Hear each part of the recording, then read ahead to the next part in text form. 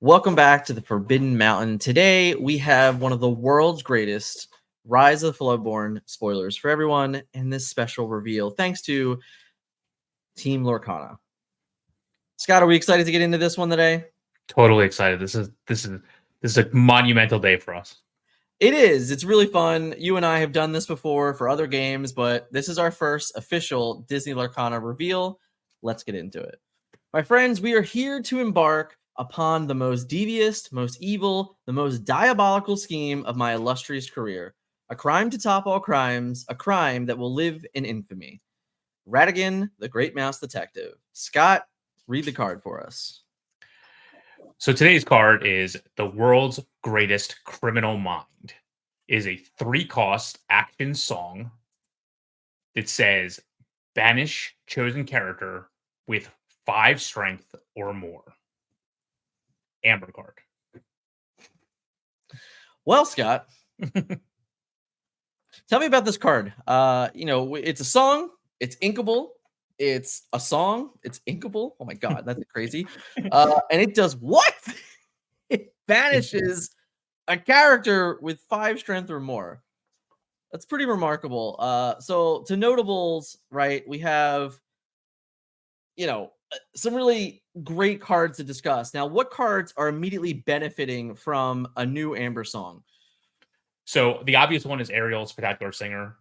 She can obviously dig for it with her ability.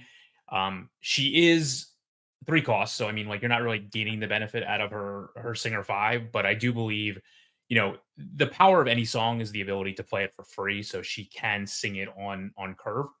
So to me, that's the card that comes to mind the most because you are able now to dig again, as we mentioned multiple times, for another inkable song that, in my opinion, has a real effect on the board.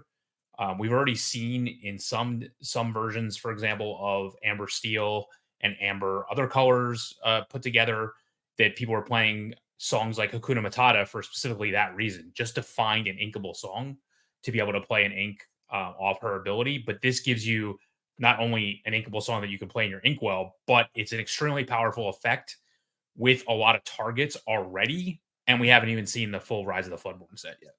Yeah. And let's not forget that it's inkable. Right. It's inkable, in case we So haven't mentioned it. it's inkable removal. I mean, and you can sing it. Now, granted, I understand it's conditional, right? Mhm. 5 strength is not a really common stat line in Disney Lorcana's Chapter 1. So there are specific cards that, do get banished by this, which is wonderful.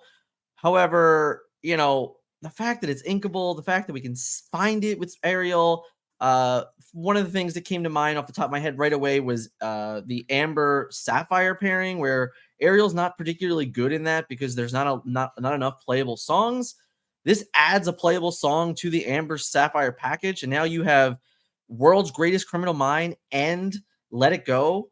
Yep. It's 2 really great singable actions that Ariel can sing both of them.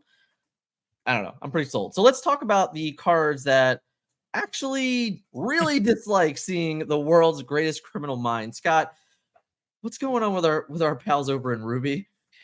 Yeah, so one of the strengths of Ruby is its late game, and it just happens that by itself, it's usually paired with other ink colors, but by itself in the late game, Brave Little Tailor, Maleficent Monstrous Dragon, Maui Hero to All, and Aladdin Heroic Outlaw are all affected by this. Its base use of it.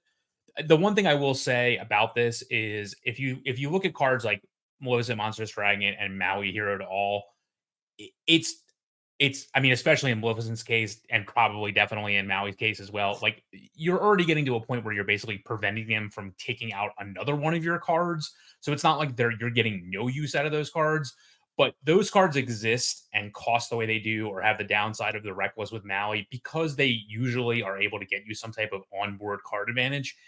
If World's Greatest Criminal Mind comes and you're able to just immediately take them out after they've already done their job, you're pretty much even with the power, with the strength of those cards. I think the 2 biggest cards that really suffer from this are definitely Aladdin Heroic Outlaw and Mickey Mouse Brave Little Tailor, because typically, unless you see things like paired with Amethyst and you're playing White Rabbit's Pocket Watch, they have to sit in play for a turn usually before they're actually able to be used. So if you have, again, like such a cost efficient banish effect that's also a song available at your fingertips, especially in most Amber decks, I think these two cards are really going to be hurt by it as those late game Ruby options. Yeah, and I really enjoy that we've seen a card like Cinderella that was revealed very early on with Resist 2, and people were just screaming for the mountains. How are we going to get rid of this card aside from Dragonfire? Well, World's Greatest Criminal Mind is a perfect answer to that character, which is wonderful. We also seen recently the Queen of Hearts revealed, which is another new 5 strength character that we just have a target for. Mm-hmm. However, it is, it wouldn't be fair of us to reveal a card without giving a little bit of insight to some of the really niche and cool things we can do with it. So because of that, let's take a look at some of the really fun things that players might not actually be thinking about as you see this card revealed. Scott, tell me about support. So there are already niche cases through use of Rapunzel where you occasionally will want to support an exerted character on your opponent's side to buff up their strength, run one of your own guys into it. So Rapunzel actually winds up healing you more damage, drawing you more cards. This is very similar to using support in that way. So a card like Maximus, which already sees fringe play in Amber decks, literally as soon as he quests and uses his support ability, pretty much any character in play will immediately now be vulnerable to this song banish effect. Phil obviously sees a lot of play. I think this gives play to the Basil of Baker Street that only costs 2, which I think is pretty apropos for what it does. Even Hey Hey, if they have 4 strength characters, and there are a lot of really popular 4 strength characters that are out there. That's the other thing I want to put out there. Things like Tinkerbell, Giant Fairy, Right. that's the immediate one that Stitch Surfer, like these are the ones that immediately come to mind. Literally the first thing when we got the card from Team Lorcana, I said what's scary about the card is that it's great because it's inkable, it's removable, and it's wonderful, but so many of the best characters in the game have 4 strength. How do we manipulate and utilize cards with support? And of course, our other layer of cards here, the thinking outside the box cards like Meg and like Panic, the Queen, and of course, the Sword and Stone. These are all additional ways to interact with your opposing characters that buff their strength that all of a sudden turn on World's Greatest Criminal. That's just not something really we've seen a whole lot of in Chapter 1. But now with the ability of thinking outside the box here, you're going to see a lot of really interesting different play lines created because of this wonderful inkable song. Yeah, the Queen is the one that really comes to mind because I actually think when you look at her, it seems like all those numbers on her are kind of overkill. Mhm. But if you're able to, like, usually giving one of your opponent's characters -4 strength is enough to just trade efficiently. So you're like, oh, I don't really need this +4. Like, this is just overkill on this. But now, if you can combine it with World's Greatest Criminal Mind, now suddenly one quest, so you're gaining 2 lore with that Queen, can actually set up situations where you're easily able to take out multiple characters in a turn without really losing anything. Yeah. So I actually think like within Amber, that Queen is actually a big setup for this card. Yeah, and it's really funny because when the card was revealed, we were looking for potential payoffs for it.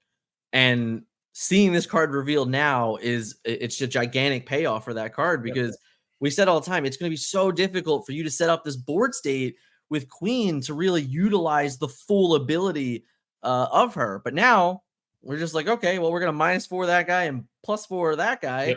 And we're gonna get rid of your whole board. And in the meanwhile, I get the quest away anyway. Definitely a very, very fun card. And I honestly, Scott, I can't be thankful and more grateful enough to Disney Lorcana and the Ravensburger NA team. Team Lorcana thankfully reached out and gave us this wonderful spoiler. And seriously, guys, means a lot to Scott and I. Very grateful. Thank you so very much. Yep, really appreciate it. And Scott, with that, the world's greatest criminal mind is into the world. I hope everyone enjoy it. Please like and subscribe if you haven't yet to the channel. Share this with all your friends and comment and let us know what you think about World's Greatest Criminal Mind. See you in the next one.